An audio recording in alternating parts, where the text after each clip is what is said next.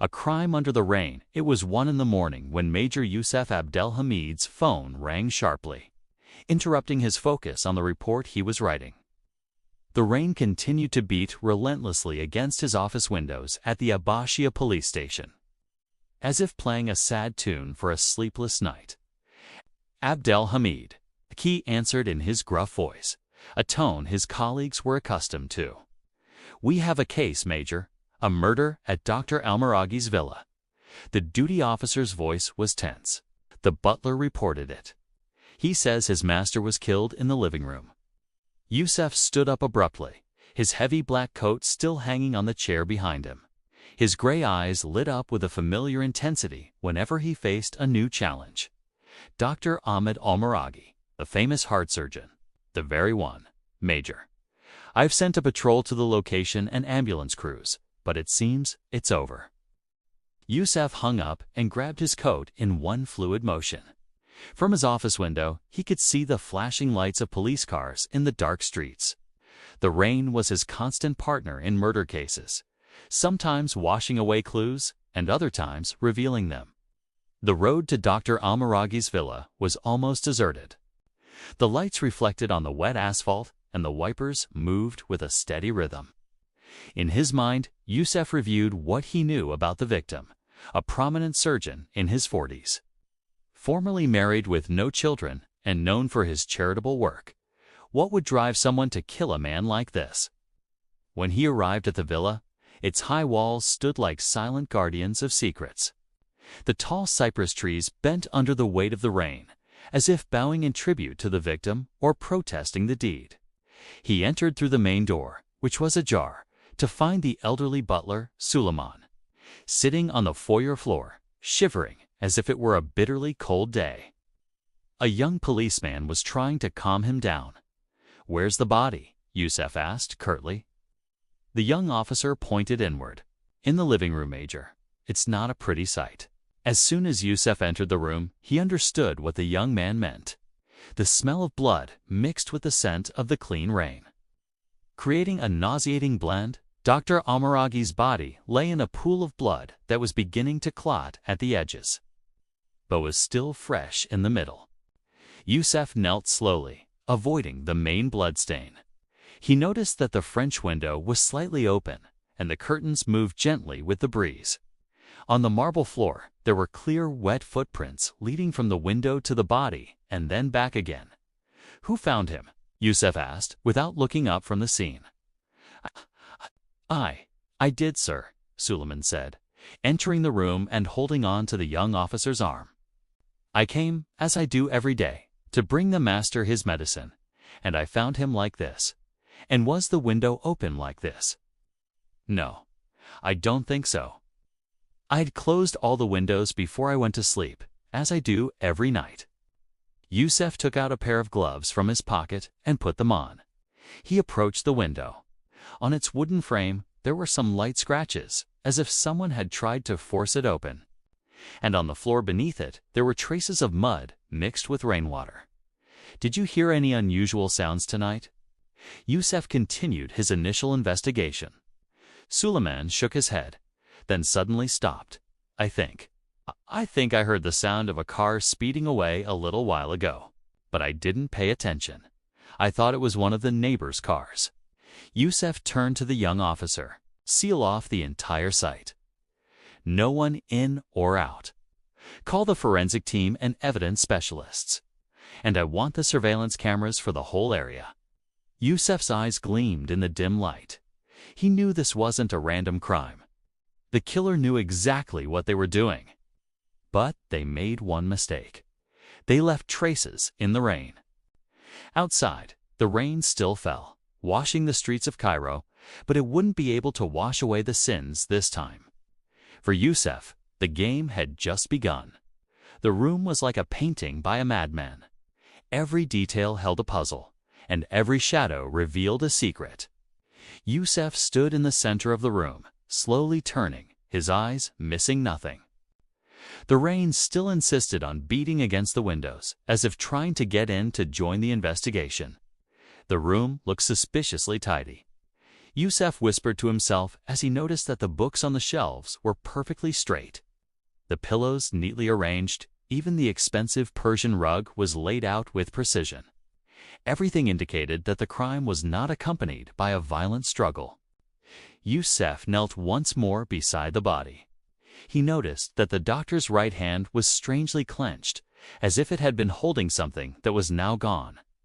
Beside it, his eyeglasses were broken, with one of the lenses oddly cracked. Abdel Hamid. "We've arrived," said Dr. Nabi, the head of forensics, as he entered with his team. "My God, it's Dr. Al-Maraghi," he added in a muffled voice as he saw the body. "I need everything from you, Nabi," Youssef said, standing up. "Don't miss a single detail, especially under the nails and in the palm of his hand." The forensics team began their work, while Youssef withdrew to watch from a corner. His eyes followed every movement, every light, every shadow. He noticed a small area on the floor next to the window where the rain had formed a small puddle. Around it, there were clearer footprints. "Look here," Youssef called out to the technicians. "These traces, they belong to two different people." It was clear there were two types of prints. The first was large and rectangular, likely from a sports shoe. The second was smaller and finer, possibly from a more formal type of shoe. Youssef slowly mimicked the path of the prints. He came in through the window, approached the victim, then retreated quickly. And here, he paused for a moment. Maybe he was watching. Youssef noticed something strange next to the fireplace. There was a small water stain on the mantelpiece, as if someone had placed a cup or something wet there, but there was no cup in the room. "Surveillance cameras," Youssef asked one of the officers. "The villa has a surveillance system, but the cables were cut from the back, Major," the officer replied. Youssef went toward the open window. On the wooden frame, he noticed some fine fibers caught in a small crack. "Looks like the killer was wearing wool clothes," he said, carefully collecting the sample. Outside, the rain was starting to wash away some of the traces in the garden. "Youssef, we're losing evidence," Dr. Nabi shouted from inside the room. Youssef rushed into the garden, his black coat getting soaked under the heavy rain. He saw that the footprints leading from the window to the back garden wall were disappearing one by one under the downpour. "Take quick photos," Youssef yelled, trying to shield the traces with his body. "Here, look, the killer jumped over the wall here. You can see the impression of his hands on the stone." Moments later, the 3D imaging team was working in the rain, trying to preserve what was left of the traces before the water washed them away completely. Youssef returned to the room, rainwater dripping from his coat onto the marble floor. He stood in front of the body again, contemplating the whole scene. "This is not a random crime," Youssef said loudly. "The killer knows the victim, knows the house, and knows the routine." Youssef noticed a small object next to the coffee table. He looked closer and found a small gold ring with a blue stone. It was half hidden under a small rug. Why didn't the killer take it? Youssef wondered as he carefully picked up the ring. Perhaps it fell during a struggle. Or maybe it was planted as evidence deliberately. At that moment, Youssef noticed a small drawing on the floor next to the body. It looked like a mathematical symbol or a mysterious sign drawn in the victim's blood. "What is this?" Youssef whispered, photographing the symbol from different angles. "Is it a message from the killer? Or a final attempt by the victim to communicate before his death?" Outside, lightning flashed intermittently, casting moving shadows on the walls of the room, as if spirits were participating in the investigation. Youssef knew that time was against him. As the rain continued, the evidence was disappearing one by one. But he also knew that the rain itself could be a clue. It might hold secrets that would only appear later. "Close all windows," Youssef ordered. "I want every speck of dust, every fingerprint, and every hair analyzed." He knew the crime happened in the rain, but the facts wouldn't stay drowned forever. The sun would eventually rise and reveal what the rain had tried to hide. Suleiman's small room behind the villa felt like a separate world from the main house's luxury. It was a simple room, no more than 10 square meters, furnished with a simple iron bed, a small closet, and a worn-out desk with an old lamp and a black-and-white photo of a young Suleiman with Dr. Al-Maraghi and his father. Youssef sat on the room's only chair, while Suleiman perched on the edge of the bed, his hands trembling as he tried to roll a cheap cigarette. The smell of sweat and fear mixed with the scent of rain that had seeped under the door. "Tell me everything from the beginning, Suleiman," Youssef said, in the calm voice he was used to using with nervous witnesses. "Don't leave out any detail, even if it seems unimportant to you." Suleiman took a deep breath, his red eyes, tired from lack of sleep and tears, darting around the corners of the room as if searching for the right words. "I was asleep, sir, but I always wake up at midnight to make sure the front door is locked, exactly at midnight." "Yes, sir, precisely at 12 o'clock, just like every night. I went to the bathroom, then came out to check the doors. Everything was well secured." Suleiman paused for a moment, his hands trembling even more. "Then I returned to my room, and I heard sounds." "Sounds from where?" "What kind?" "From the main room, sir. The doctor's voice. He was raising his voice, which is very strange. The master never yelled." "And what was he saying?" Suleiman shook his head sadly. "I couldn't make out the words, but he was angry." "Then I heard another voice. Another man's voice, low and gruff." "Did you recognize this voice? Have you heard it before?" "No, sir. But I felt he was threatening the master." Youssef took out his notepad and started writing. "What happened after that?" "I heard the sound of something heavy falling, like a table or a chair. Then silence. His eyes filled with tears. I was scared, sir. I couldn't move for several minutes." "Approximately how many minutes?" 15 minutes. Or more. I was shivering in my bed. Then I heard the sound of a car engine. The doctor's car, yes, sir. The sound of the master's private car. I can't mistake that sound." Youssef looked at the small window in the room. "From this window, can you see the parking area?" "Yes, sir, but the curtains were drawn. I couldn't see who was driving." "But you were sure the car had left?" "Yes. A few minutes later, I came out of my room. I looked through a gap in the curtains. The car wasn't in its spot." Youssef pulled a photo from his pocket. "Do you recognize this ring?" It was the gold ring with the blue stone that he had found next to the coffee table. Suleiman's face changed color. "Yes, that's the master's ring. It was a gift from his father before he died. He never took it off. Was he wearing it tonight?" "Yes, sir. I saw it during dinner. It was shining under the candlelight." Youssef thought for a moment. "Tell me about the doctor's relationship with his brother Khaled." Suleiman sighed deeply. "It was difficult, sir. Mr. Khaled was always asking for money. There were frequent arguments between them." "When was the last time Khaled came to the villa?" 3 days ago, and it was a big argument. I heard the doctor say, 'I won't give you another penny.' And do you know if Khaled had a key to the villa?" "No, I don't know. But the master used to change the locks regularly." Youssef looked around the small room. His eyes fell on an old photo on the desk. "Who is this woman in the photo?" "The master's mother. She passed away years ago." "And was she involved in the family disputes?" Suleiman looked at the floor. "There was a will and an inheritance, but I don't know the details." Youssef stood up and started walking around the small room. "Is there anything else you haven't told me? Anything strange you noticed in the past few days?" Suleiman stopped, his eyes widening. "Yes, there is something. A week ago, there was a strange man wandering near the back wall. When I went out to ask him what he was doing, he ran away." "Can you describe him?" "Tall, wearing a black coat, and he had a hat on so I couldn't see his face clearly." Youssef wrote everything down in his notepad. "Thank you, Suleiman. You were very brave tonight." Before leaving, Youssef noticed something next to the door. On the floor, there were dry mud stains. Did you go out into the garden tonight? No, sir. I didn't leave my room until I heard the car engine, but the stains were fresh, and their shape resembled the shoe prints he had seen in the crime room. Youssef didn't say anything, but he knew that Suleiman might know more than he was saying.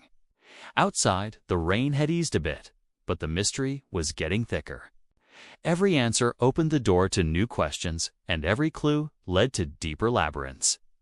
Youssef left the room, knowing that the puzzle had become more complex. Suleiman might be an innocent witness, or he might be part of the puzzle. And the truth, like the rain, was slipping through his fingers every time he tried to grasp it. The upstairs reception room looked as if time had stopped. The old hourglass on the mantelpiece had stopped at midnight, and the roses in the vase had begun to wilt, as if sharing the family's grief.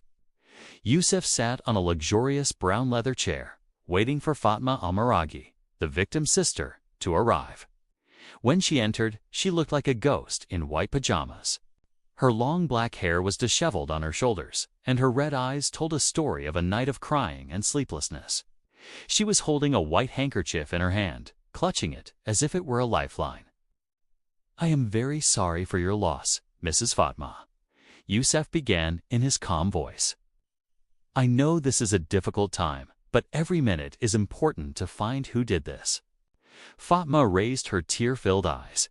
Who would kill Ahmed? He had no enemies. He was an angel in human form. "Tell me about the last time you saw him," Youssef said, taking out his notepad. "It was around 10 p.m. I came to his room to give him his medicine. He was feeling a little tired and working on some papers." "And what was his mood like?" "He was calm as usual. He asked me how I was and thanked me for taking care of him." Her tears started flowing again. "He was always so kind." Youssef waited for a moment and then asked, "Did you hear any strange sounds after that?" Fatma shook her head. "I went back to my room and took my usual sleeping pills. I didn't hear anything until Suleiman woke me up screaming." "About the sleeping pills, do you take them every night?" "Yes. Since my mother passed away, I can't sleep without them." Youssef noticed that Fatma's hand trembled slightly when she mentioned her mother. "Tell me about Ahmed's relationship with Khaled." Fatma's expression changed. "Khaled. He was always causing trouble. He only wants money. He only cares about himself." "Was there a recent specific dispute between them?" 3 days ago, Khaled came and he was angry. He was asking for a large sum of money and said he had a right to our mother's inheritance. Youssef made a special note. And what was Ahmed's response? He refused. He said the will was clear and the money was designated for the charitable hospital. And was Khaled angry? He was like a monster. He threatened Ahmed. He said words I had never heard before. Fatma's voice trembled as she recalled the scene. "Do you know if Khaled had a key to the villa?" "No. Ahmed always changed the locks." Then she stopped suddenly, as if she remembered something. "But there's something strange." Youssef sat up straight. "What is it?" "A week ago, I saw Khaled talking to Suleiman in the garden. The conversation seemed secret. And when he saw me, he left immediately." Youssef wrote this information down with special interest. "And did you tell Ahmed about this?" "Yes, but he said not to worry. He was handling it." Youssef stood up and started pacing the room. His eyes noticed a family photo on the table. "Is this your last photo with your mother?" "Yes, a month before she passed away." Fatma's tears returned. "She wanted us to stay united and to take care of each other." House stopped at the window. Through the glass, he could see the back garden where the traces were found. "Mrs. Fatma, is there anything else that might help us? Anything strange you've noticed in the past few days?" Fatma thought for a moment, then whispered, "There is something, but it sounds crazy." "Everything is important," Youssef encouraged her. "A week ago, I felt someone was watching us. Car lights would appear and disappear at night, and silent phone calls." "And did you tell Ahmed about this?" "Yes. He said he knew and that he was handling it." Youssef looked at his watch. "Thank you, Mrs. Fatma. You've been very brave." Before leaving, Youssef noticed something on a small table near the door. There was a half-empty teacup with lipstick marks on the rim. "Is this your cup?" "Yes. I had some tea before bed." But Youssef noticed that the tea was very dark, as if it were full of herbs and not just ordinary tea. But he didn't say anything. When he left the room, he saw Suleiman standing at the end of the hallway as if he had been listening. When he saw Youssef, he quickly walked away. Youssef went down the stairs, thinking. Fatma seemed sincere in her grief, but something was still hidden. The will, the inheritance, Khaled, Suleiman. All the threads suggested that the crime was premeditated and that the killer was not a stranger. Outside, the rain had turned into a light drizzle, but the clouds were still dark, promising more rain. Youssef stood under the light rain, feeling that the truth was there, very close but still out of reach. He knew he had to talk to Khaled, but he felt there were missing pieces in the story. Something in the way Fatma spoke, in her tears, in her glances. Something was saying that there was a secret bigger than just a dispute over inheritance. And what was worse, he felt that Khaled might not be the only killer. Perhaps other hands were involved in the crime, and other tongues knew the truth but chose to remain silent. And at that moment, the rain started falling again, as if the sky was crying for a truth that was still hidden. And for a justice that might be delayed but would never disappear forever. The villa's backyard looked like a hidden battlefield, where every tree leaf bent under the weight of the rain held a secret, and every puddle reflected a part of the truth. Youssef stood under the umbrella his team had set up, looking at the muddy ground that looked like a painting drawn by a madman. "Look here," one of the evidence specialists called out, pointing to a series of clear footprints. "These traces are very recent, not more than a few hours old." Youssef knelt beside the traces, rainwater sprinkling on his raincoat. There are two types of traces. The first is heavy and deep, and the second is lighter. Dr. Nabi approached, carrying a 3D scanner. The heavy traces belong to a man weighing at least 90 kilos, and the lighter ones to someone around 60 kilos. So there were two people, Youssef whispered to himself, a killer and an accomplice. The forensic team began their work under the increasing rain. The scanner hummed softly as it made a precise copy of each trace. "We need at least 10 minutes, Dr. Nabi said anxiously. "The rain is washing away the fine details." Youssef noticed something strange next to the large cypress tree. Here, the heavier person stopped for a moment, then suddenly changed direction. Youssef slowly followed the path of the prints, imagining what had happened. He entered through the window, walked confidently toward the victim. Then, after the crime, he quickly came back, but stopped here. By the cypress tree, Youssef discovered something metallic, half buried in the mud. "What is this?" He bent down to pick it up with special tweezers. It was a small silver necklace in the shape of a bird, its chain broken. Did this belong to the victim? One of the assistants asked. "No," Youssef replied, examining the necklace. "The doctor didn't wear jewelry. And this type is clearly feminine." Youssef turned toward the French window. The heavy killer stopped here, perhaps to confirm something, or to meet someone. Suddenly, one of the technicians noticed something unusual. "Major, look at these prints. They're different." Youssef approached to see a third, lighter and smaller set of prints, leading toward the back garden wall. These are from a sports shoe, a small size, perhaps for a woman or a slender person. "But they're different from the other prints inside the room," Dr. Nabi added. "These prints are very recent, maybe hours after the crime." The rain was intensifying, and the wind began to whip through the trees. "We're losing evidence," one of the technicians shouted, trying to protect the scanning area. "Youssef, look at this," Dr. Nabi called from next to the back wall. "Here, traces that show someone jumped over the wall." At the base of the wall, there was a clear handprint on the wet stone. The person put their hand here to jump. And that means they were holding something in their other hand. Youssef looked at the handprint, then at the silver necklace in his hand. Perhaps they were carrying something valuable, or perhaps they were trying to escape quickly. Suddenly, Youssef noticed something shining in the mud next to the wall. He bent down to find a small gold ring with a small blue stone. It's the doctor's ring. But how did it get here? Dr. Nabi approached with the detector. There's something else here, traces of blood. Using a UV lamp, the team discovered small blood stains leading from the room toward the wall. The killer was injured, or maybe was carrying something stained with blood. The rain was now washing everything away. The prints were disappearing one by one, and the bloodstains were dissolving in the water. Save what you can, Youssef yelled, trying to shield the area of the prints with his body. At the last moment, the scanning team managed to save all the data.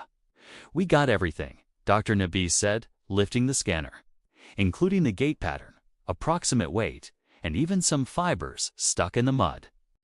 When they returned inside, Youssef was thinking about the necklace and the ring. Why would the killer leave a valuable ring next to the wall, and why carry a broken necklace? He looked at the photo he had taken of the prints before the rain washed them away. There's another story here, something we haven't seen yet. In the silence of the night, with the rain still falling, Youssef began to feel that the crime was more complex than he had thought. The broken necklace, the missing ring, the third mysterious set of prints. They all indicated that a third person was involved, and something valuable was lost during the escape. Worse, Youssef was beginning to suspect that Suleiman and Fatma might not have been completely truthful. They might know more than they said, and might be part of this big puzzle. And at that moment, as the rain was washing away the last traces in the garden, Youssef knew that the race against time had just begun. He had to solve the puzzle before the rain washed away all the evidence and before the killer or killers escaped forever. In the forensic lab, the smell of disinfectants and cold metals mixed with the dampness of wet clothes. Youssef stood in front of a huge display screen, showing magnified images of the shoe prints that had been saved at the last moments before the rain washed them away. Look at these intricate patterns, the shoe expert said, pointing to a complex design on the sole of the shoe. This is a unique design, made only by the luxury store Valkyrie on Kaiser Laney Street. Dr. Nabi approached the screen. What's interesting is that this type of shoe is only sold to specific customers. They have a long waiting list, and each pair is custom-made to the client's personal measurements. Youssef took out his notepad. How many people bought this type of shoe in Cairo over the past year? Only 5, the expert replied. And 4 of them are businessmen and celebrities. And the 5th, he paused for a moment, is Dr. Ahmed Al-Maraghi himself. A sudden silence filled the room. Youssef looked at the magnified image of the shoe, and then at the shoe ownership report. So, the victim owned the same type of shoe. Yes, but the prints in the garden are a larger size than the doctor's. Youssef stood up abruptly. I need a list of the names of everyone who bought this type of shoe, including their sizes. Hours later, Youssef was sitting in his office and the rain was still falling on the window. In front of him was the list of names. 1. Dr. Ahmed Al-Maraghi, size 42.2. Businessman Mohammed Farouk, size 43.3. Famous artist, Kareem Abdel Wahab, size 44.4. Former ambassador Mahmoud Al-Arian, size 45.5. Size 46, size 46. Youssef murmured. That's very large. Who could that be? Suddenly, he remembered something. He got up and went to the archive of old photos. In a family photo of Dr. Al-Maraghi with his brother Khaled, he noticed that Khaled was wearing unusually large athletic shoes. Khaled, Youssef whispered. But his name isn't on the list. Youssef called the Valkyrie store. The manager sounded a bit nervous. Yes, there is a 6th client, but he requested complete secrecy. "This is a murder investigation," Youssef said firmly. "I need the name." After some hesitation, the manager said, "The sixth client is Mr. Khaled Al-Maraghi. But he bought the shoes under a pseudonym." "And when did he buy them?" "Exactly 2 weeks ago. He said it was a gift for his brother." Youssef hung up the phone, thinking. Khaled bought size 46 shoes as a gift for his brother, who wears a size 42. That makes no sense. Just then, the young officer entered with a new file. "Major, we found something interesting on the surveillance cameras near the store." The video showed Khaled entering the store with another person, a slender person wearing a loose coat and a hat that hid their features. "Who is this?" Youssef asked. "We don't know." But they were arguing inside the store. Youssef turned to the expert. "Can you compare the second shoe print we found in the garden?" Minutes later, the results were shocking. The second prints. They perfectly match another model from the store. It's a limited edition women's model. How many copies were sold? Only 2 pairs.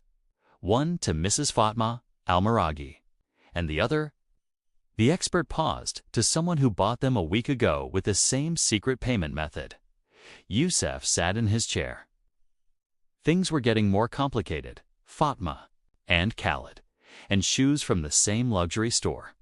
"Tell me about the relationship between Fatma and Khaled," Youssef asked his assistant. "According to what we've gathered, they were very close when they were young. But after their mother's death, they fell out over inheritance disputes." Suddenly, Youssef remembered the silver necklace he had found in the garden. Could this necklace be from the Valkyrie store too? After a quick check, the answer was yes.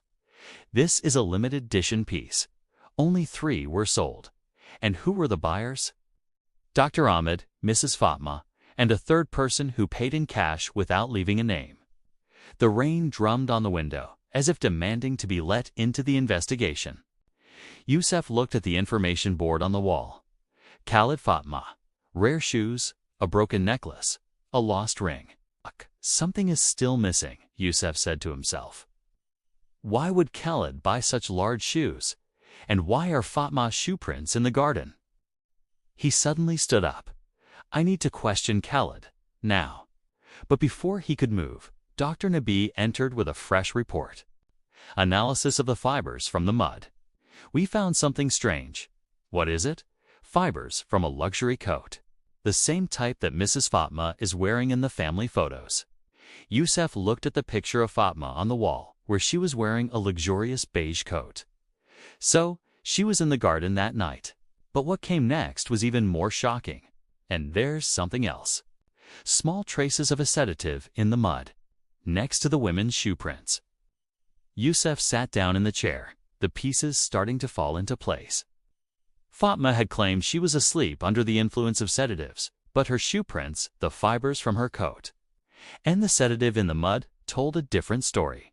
Maybe she wasn't asleep like she said, Youssef whispered. At that moment, Youssef felt the threads getting tangled in a complex way. The family conflict, the inheritance, the rare shoes, the broken necklace. Everything was leading him to one truth. More than one person was involved in the crime. And the Al-Maraghi family was hiding far more secrets than it seemed on the surface. The most important question was, who was the third person who paid in cash for the necklace? And why was Fatma's necklace broken in the garden? When Youssef left the lab, the rain had eased, but the darkness was still thick. He knew he had to face Fatma again, and this time, get some real answers. The truth was out there, somewhere between the raindrops and the mud prints, waiting for someone to discover it before the rain washed it away forever. The siren alarms broke the silence of the damp dawn as police cars headed toward the Al-Mariasha Canal. A thick fog clung to the trees like white ghosts, and the light rain still sprinkled its mist on the surface of the murky water. It's here, Major. A diver called out as he emerged from the dark water. A black Mercedes car. The license plate matches the doctor's car. Youssef stood on the edge of the canal, his raincoat clinging to his body under the persistent rain. What's its condition? Crime under the rain, the sirens sliced through the damp dawn silence as police cars headed toward the Almariocha Canal. The thick fog clung to the trees like white ghosts, and a light mist of rain still sprinkled the murky water's surface. "It's here, Major," a diver called out as he emerged from the dark water. "A black Mercedes sedan. The license plate matches the doctor's car." Youssef stood at the canal's edge, his raincoat clinging to his body in the persistent drizzle. "What's its condition?" "It's almost completely submerged, but the trunk is still locked," the diver replied as he tried to secure the cables around the vehicle. After a strenuous effort, the car slowly emerged from the depths, water streaming from it like black tears. As it rested on the bank, the investigative team immediately began their examination. "The trunk is locked, but there's something suspicious," the criminal expert said, examining the lock. "It looks like it was tampered with using a screwdriver." Youssef approached, his eyes missing no detail. "Open it carefully." After a few minutes of meticulous work, the trunk popped open with a loud thud. What they found inside silenced everyone. "My God," one of the officers whispered. Inside the trunk lay a luxurious suitcase filled with money and jewelry, along with a collection of important documents. But what was most striking was what lay beside it: a size 46 athletic shoe covered in mud and blood, a black men's coat with visible tears, a folded hunting knife with clear bloodstains, a locked cell phone in a plastic bag. "The shoe," Youssef said, bending down to examine it. "It's the same type from the Valkyrie store. Size 46. Dr. Nabi began inspecting the knife. "The bloodstains look fresh. And this type of knife is used for hunting or other purposes, but the most significant discovery was the mobile phone. It's the doctor's phone," the technical expert said. "But there's something strange. There's another phone with it. Second phone, older and simpler, was placed beside the doctor's." Why would the killer put his personal phone with the victim's? Youssef wondered. After a few minutes of attempts, the team was able to unlock the second phone. What they found inside was shocking. Text messages with Khaled Al-Maraghi, photos of the villa from different angles, audio recordings of arguments between the doctor and Khaled, a map of the backyard with strange markings. "Listen to this recording," the expert said, pressing the play button. The final piece, Khaled's angry voice boomed. "If you don't give me my share, I'll be forced to take it by force. You know I know your secrets." Then, the doctor's calm voice. "I won't let you destroy the family's reputation. Get out of my house." Youssef sat on a nearby rock, the rain falling on his tired face. So Khaled threatened the doctor and was spying on the villa. But something still wasn't right. Why would the killer leave all this evidence in the car? And why submerge it in the canal instead of disposing of it more effectively? Suddenly, one of the divers noticed something shiny at the bottom of the canal. "There's something else here." After a quick dive, he returned with a small women's handbag. It was made of luxury leather and was securely closed. When they opened it, they found a passport in Fatma Al-Maraghi's name, a plane ticket to Geneva for the next day, a strange key with the number 304, a handwritten note: "After everything is done, we'll blame Suleiman." Youssef looked at the note and then at the bag. This makes no sense. Why would Fatma leave all this evidence? Dr. Nabi examined the bag meticulously. There's something strange. The bag is completely dry inside, while the car was submerged in water. "So," Youssef said slowly, "the bag was placed after the car was submerged. Or maybe—" He stopped abruptly, his eyes widening. Perhaps all this evidence was deliberately planted. To frame Khaled and Fatma, Youssef began to reassemble the pieces in his mind. The large shoe, the knife, the phone, the bag. All very obvious, easy-to-find evidence. "This is too much," he whispered to himself. "A professional killer wouldn't leave all this evidence unless he wanted us to find it." He looked at the car embedded in the mud, then at the dark canal. Maybe there was a third person, someone trying to pin the blame on Khaled and Fatma. At that moment, the young officer called him. "Major, we found something in the phone data. There's a strange number that kept calling before the crime. Who is it?" "The number? It belongs to Suleiman, the butler." The rain began to fall again, as if the sky was crying over a truth that had become even murkier. Youssef stood in the rain, feeling that every piece of evidence was leading him in one direction, but the truth was in another. Under the rain, the submerged car, the obvious evidence, Suleiman's mysterious calls. Everything pointed to a carefully orchestrated crime, and that hidden hands were pulling the strings from behind the scenes. Youssef knew he had to go back to the beginning, to the villa, to where it all started, because the truth was there, hidden within the walls of the old house, waiting for someone to discover it before the rain washed it away forever. The interrogation room at the Abbashia police station was cold and damp, the smell of old coffee mixing with the rain seeping in from the ill-fitting window. Khaled Al-Maraghi sat on the metal chair, his hands cuffed, his bloodshot eyes staring at the steel table as if searching for salvation. "I didn't mean to kill him, I swear to God," Khaled began in a hoarse voice, tears mixing with the sweat on his forehead. "It was an accident. Everything got out of control." Youssef sat opposite him, his piercing eyes never leaving the suspect's face. "Tell me exactly what happened that night." Khaled took a deep breath, his shoulders trembling. "I went to the villa around 11 at night. I wanted money. Just that. Why so late? I knew Ahmed would be alone. Fatma would have taken her sleeping pills, and Suleiman sleeps early." Youssef made a note. "And what happened when you entered?" "I went in through the back window. I knew the lock was broken." Khaled stopped, his tears increasing. "I found him in the living room. He was reading some papers. And what was his reaction? He got angry. He told me to get out. Then he started shouting that he would call the police." Khaled's voice trembled. I grabbed his arms. I tried to calm him down. Then what? He pushed me.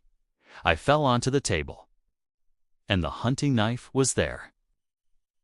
He pointed to the knife displayed in the evidence bag. I grabbed it without thinking. Just to defend myself. Youssef leaned forward. "And you're saying you stabbed him by mistake?" "Yes." He suddenly turned around. "And the knife?" He stopped, unable to continue. "How many stabs?" "One. Just one. Then I saw the blood, and I ran." Youssef looked at the forensic report. But the victim received 3 stab wounds, 1 in the back and 2 in the chest. Khaled shook his head violently. No. It was only 1 stab. Then what did you do?" "I ran. I took his car. I was in a state of shock. Then I submerged it in the canal, just like you see in movies." Youssef pulled out the photo of the Valkyrie store shoe. "And this is your shoe." Khaled looked at the picture, then nodded. "Yes, I bought it 2 weeks ago, but I wasn't wearing it that night." "What?" "I had another shoe, a normal athletic one. The new shoe was tight. I wasn't comfortable in it." Youssef felt something wasn't adding up. "So where is the shoe you were wearing?" "I don't remember. Maybe at home or in the car." Suddenly, the room door opened, and Dr. Nabi entered, carrying a new report. Fingerprint analysis on the knife. "There's something strange." "What is it?" "Khaled's fingerprints are clear on the handle, but there are other, smaller prints. Feminine fingerprints." Khaled looked at the report with wide eyes. "Impossible. I was alone." Youssef looked at Khaled, then at the report. "Was someone with you?" "No, I swear. I was alone." At that moment, Youssef called the search team. "Open the car trunk again. Look for another athletic shoe." Minutes later, the response came. "We found a size 44 athletic shoe, with bloodstains on it." Youssef looked at Khaled. "Your shoe size, 44. "Yes." "So the big shoe in the trunk isn't yours?" Khaled seemed confused. "No. Why would my shoe be there?"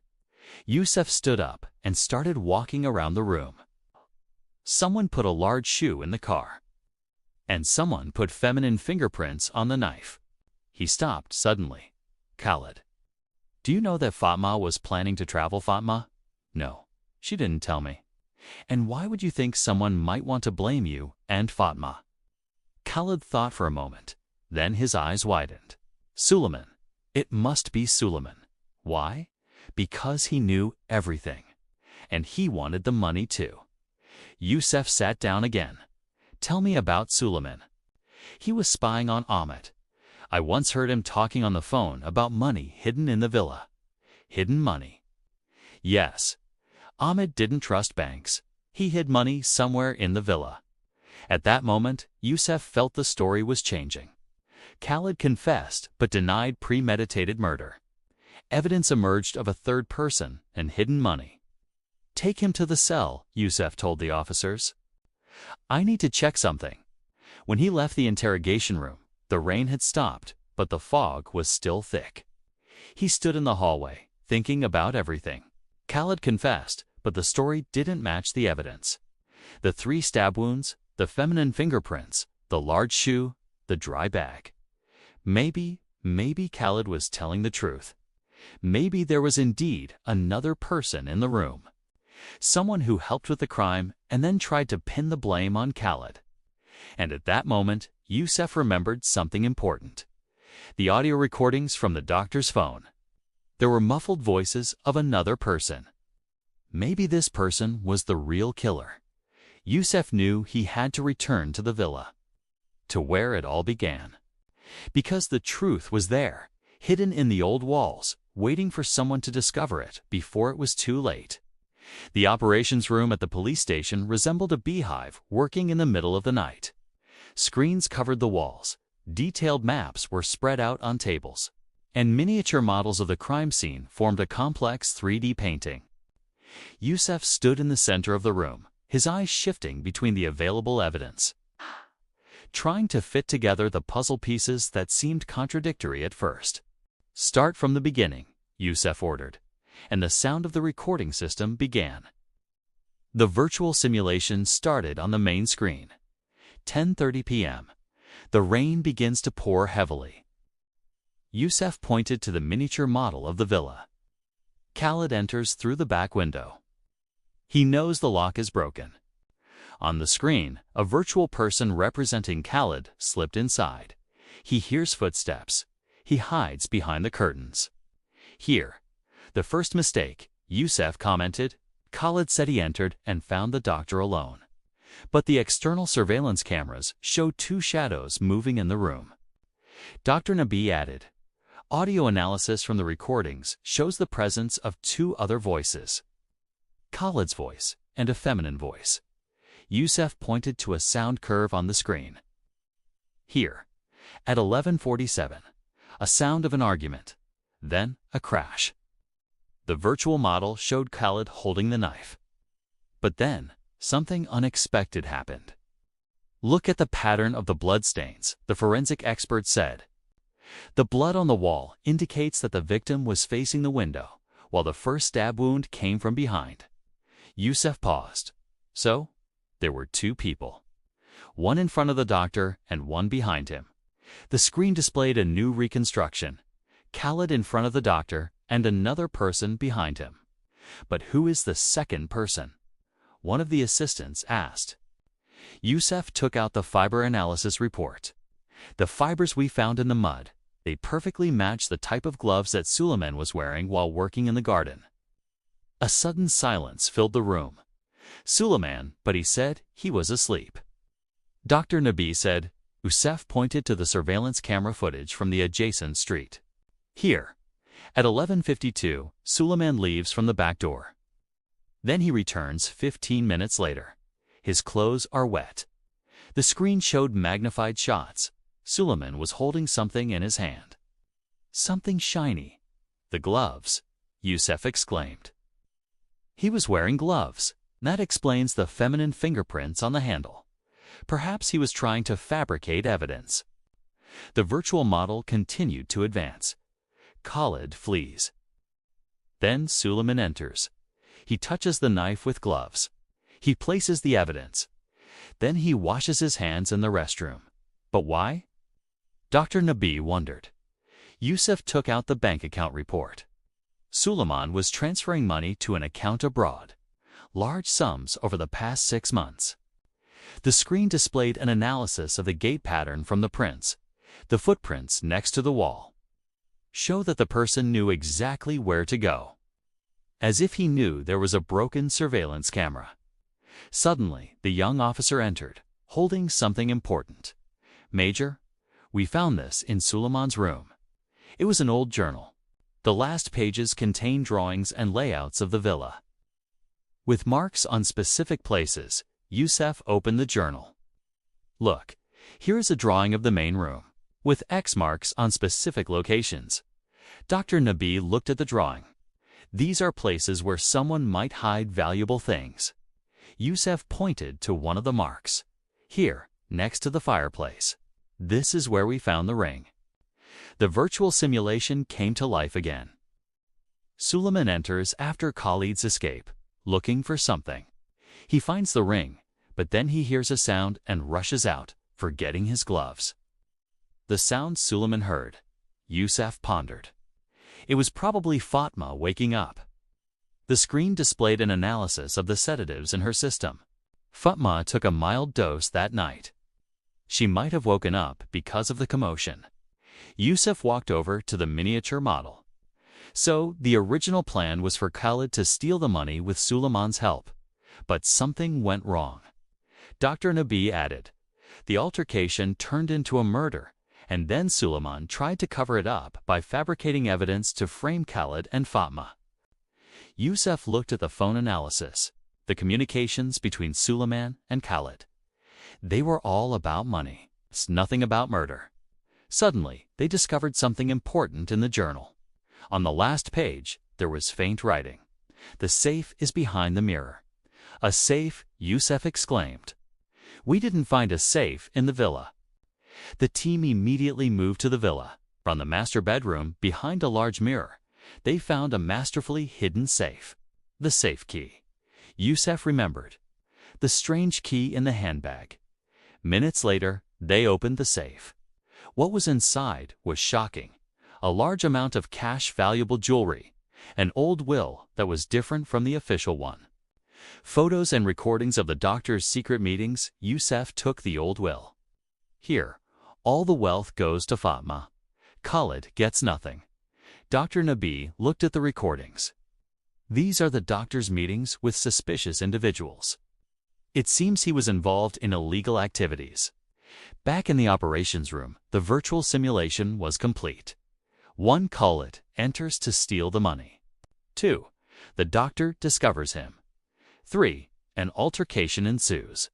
4. Suleiman intervenes from behind. 5. The murder occurs. 6. Suleiman steals the will and jewelry. 7. He fabricates evidence. 8. He submerges the car. Youssef stood in front of the screen. The rain was the silent witness. He pointed to the rain analysis on the window. The scattering pattern of the raindrops shows that the window was open for exactly 43 minutes, which matches the time of the crime. Then he pointed to the mud analysis. The mud in the garden contains traces of gold dust, which perfectly match the dust from the stolen jewelry. Dr. Nabi added, and most importantly, the rain preserved an audio recording from an open window. In it is Suleiman's voice saying, "Hit him now." Youssef finally sat down. So, Khaled was a tool in Suleiman's hands, but the murder was not intentional. At that moment, everything became clear. Suleiman, who appeared to be a loyal servant, was the mastermind.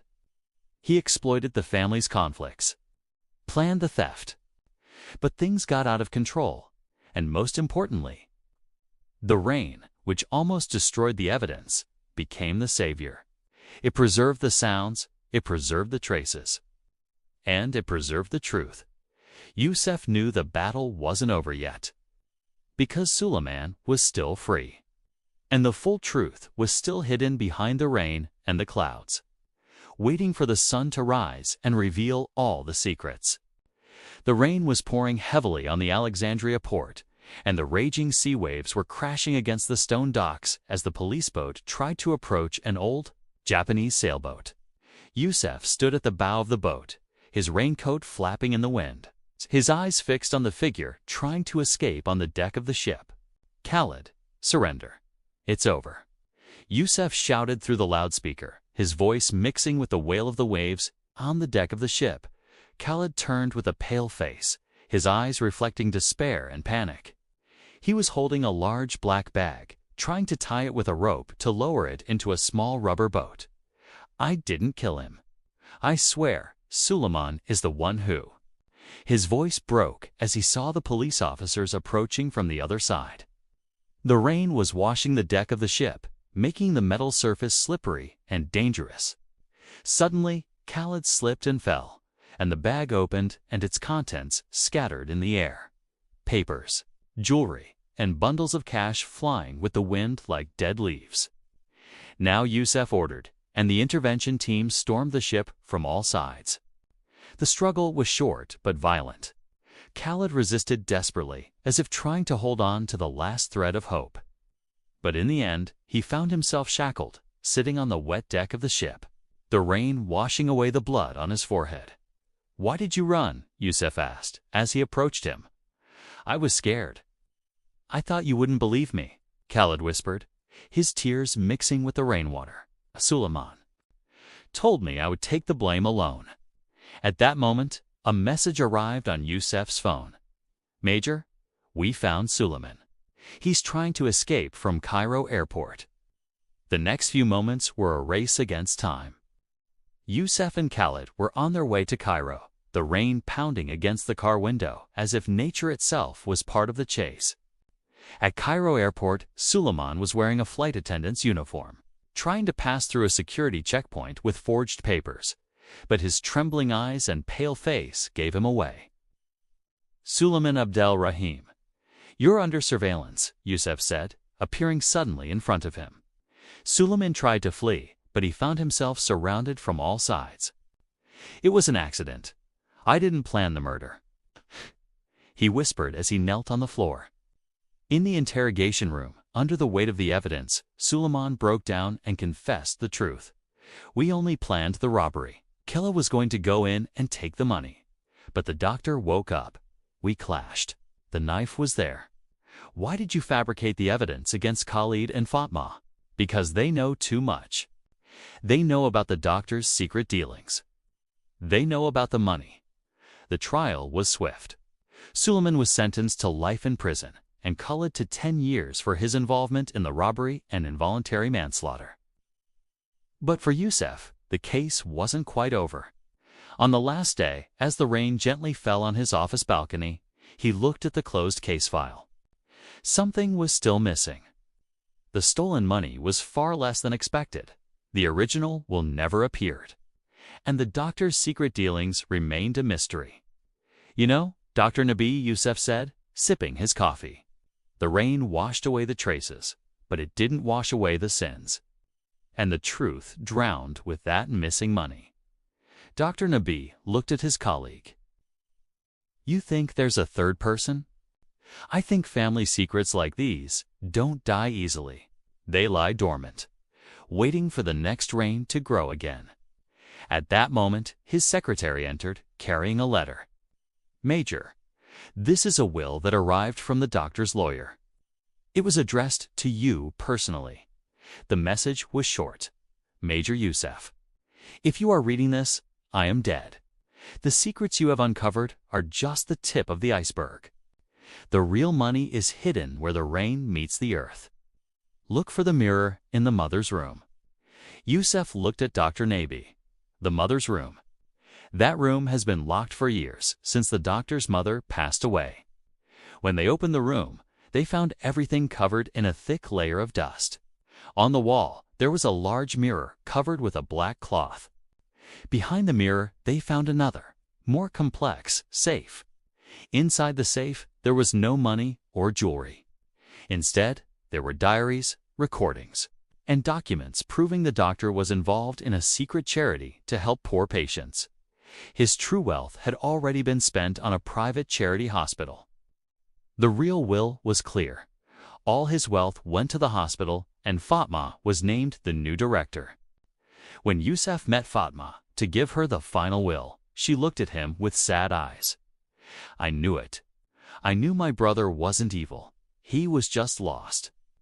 The rain fell outside, washing the windows and, perhaps, some scenes, but not all of them. In the end, Youssef stood before Dr. Al-Maraghi's grave, placing a white flower on it. Justice was served, but the secrets, well, the secrets, will remain forever. He returned to his car as the rain continued to fall, knowing that every raindrop held a story, and every story held a secret. And the truest secrets always remain. Under the rain.